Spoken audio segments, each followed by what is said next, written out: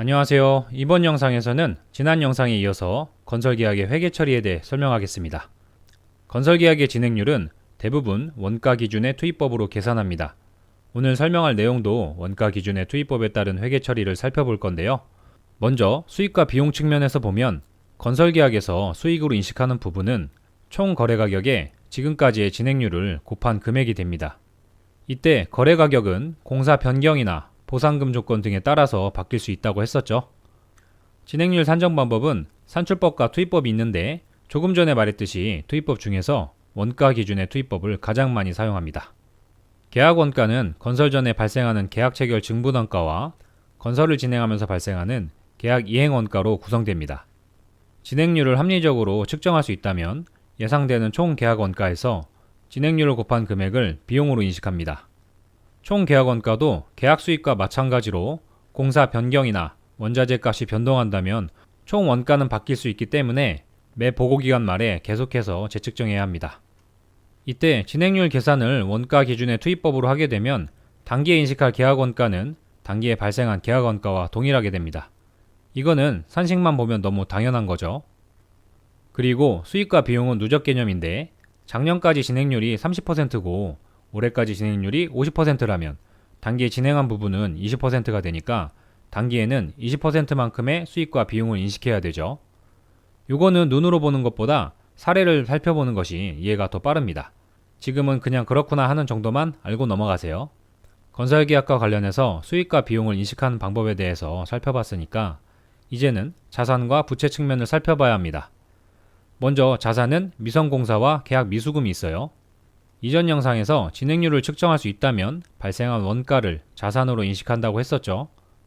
건설계약에서는 발생한 원가만큼 미성공사라는 자산 계정으로 인식합니다. 미성공사는 미완성된 공사라는 뜻이고요. 발생한 원가에 계약 이익을 더한 값으로 계상합니다. 이때 계약 이익은 건설계약과 관련한 이윤을 나타내는데 건설을 해주고 남겨먹는 부분이겠죠. 원가와 이익을 합치면 수익이니까 결국 미성공사는 계약 수익과 같은 금액이 됩니다. 바로 위에 수익 설명할 때 계약 수익은 뭐라고 했는지 보세요. 총 거래 가격, 그러니까 건설과 관련한 전체 계약 금액에 지금까지의 진행률을 곱한 부분을 매출로 인식할 부분인 거고 똑같은 금액을 미성공사라는 계약 자산으로 인식하는 겁니다. 이 계약 자산은 무슨 뜻일까요? 전체 받을 대가 중에 진행된 부분으로 이해하면 됩니다. 이해를 돕기 위해서 조금 더 설명하면 전부 다 지어서 진행률이 100%가 되면 완공된 건물을 등기 이전을 통해서 발주자에게 건네줘야 하죠.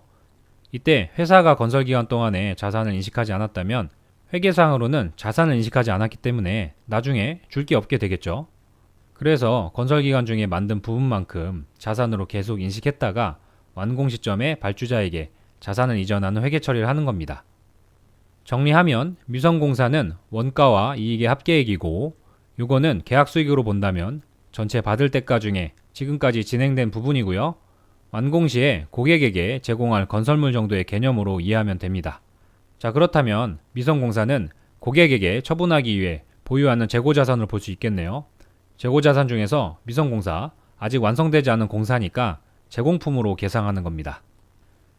여기까지 잘 따라오셨다면 건설계약 회계처리의 대부분을 다 이해한 겁니다. 나머지는 그냥 계정의 뜻만 정리하면 되는데 요거는 부채랑 같이 볼게요.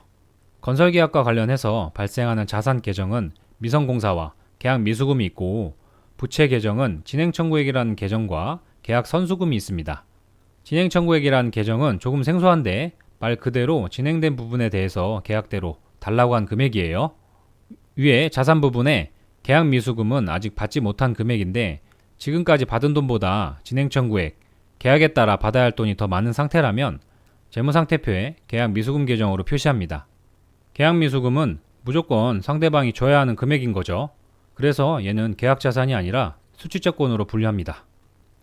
진행청구액과 계약 선수금은 둘 다 계약 부채인데 고객에게 제공할 의무 정도로 이해하면 됩니다. 진행청구액이라는 것은 돈 달라고 했으니까 그만큼 일을 해줘야 하는 부분이고요. 계약 선수금은 내가 달라고 한 돈보다 발주자가 더 많은 대가를 준 상태인 거죠. 다시 말해서 대가 중에 먼저 받은 부분은 선수금으로 표시하는 겁니다. 계약상 받을 돈이 아직 남아있으면 미수금, 더 받았으면 선수금으로 재무제표에 표시하는 것까지 이해됐죠?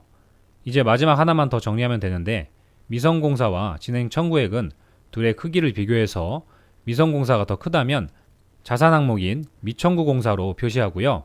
반대로 미성공사보다 진행 청구액이 더 크다면 초과청구공사로 표시합니다. 위에서 미성공사를 뭐라고 정의했었죠? 회사가 전달해줘야 할 건설물이라고 했었죠. 다른 말로 하면 아직 완성되지 않은 건설물에 대한 권리로 보면 되고요. 진행 청구액은 용역을 제공할 의무라고 했으니까 요 둘을 상계해 주는 겁니다. 미성공사가 진행 청구액보다 더 크다는 말은 내가 해준 것보다 덜 청구했다는 말이니까 상계한 잔액이 미청구공사가 되는 거죠. 그리고 진행 청구액이 미성공사보다 크다는 것은 내가 해준 것보다 달라고 한 게 더 많다는 말이죠. 오버해서 돈 달라고 한 거니까 초과해서 청구했다는 뜻에서 초과청구공사라고 합니다. 오늘 설명한 내용은 조금 복잡한데요. 무작정 계정을 외우기보다는 건설계약이라는 특징을 이해하고 계약의 흐름에 따라서 발생하는 수익과 비용, 자산과 부채별로 이 영상을 참고해서 나름대로 정리해 보시기 바랍니다. 이번 영상의 설명은 여기까지입니다. 감사합니다.